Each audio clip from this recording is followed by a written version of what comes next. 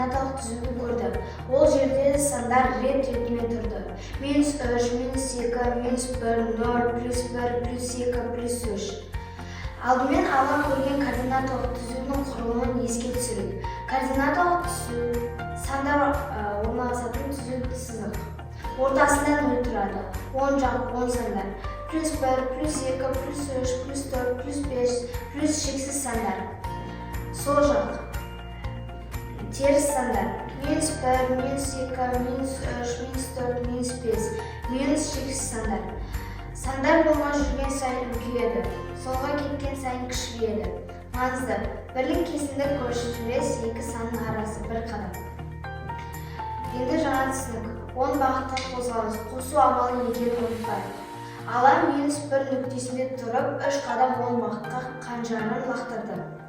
Қанжар +2 нүктесіне барып түсті.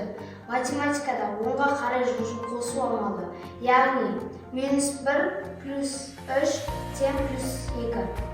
Мысалы, -2-ге +5-ті қоссақ, 10-ға қарай 5 қадам, жауабы 3.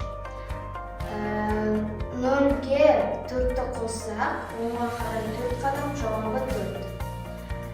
+3-ге +2-ні қоссақ, жауабы 5. Енді тағы да жаңа түсінік. Теріс бағытқа қозғалыс болса не болады? Алаң +2 нүктесінен 3 қадам артқа қозғалғанда қанжар -1 нүктесіне қайтып келді. +2 - 3 тең болады -1. +2-ден 3-ті азайтсақ -1 болады.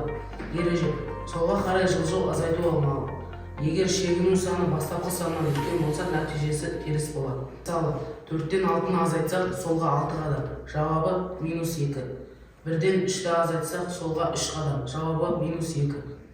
-1-ден 2-ні азайтсақ, солға 2 қадам, жауабы -3. Ертегінің соңында алаң түсінді. Оң бағыт алға жылжу, өсу, нәтижені үлкейту. Теріс бағыт артқа шегіну, азайту, кері қозғалыс. Математикалық ережені қорытындыласақ, оң бағыттағы қимыл қосу, теріс бағыттағы қимыл азайту. 0 оңға да солға да жол ашатын негізгі нүкте. Жалпы тақырыптар аяқталды. Енді сіздерді соңғы қызықты тапсырма күтуде.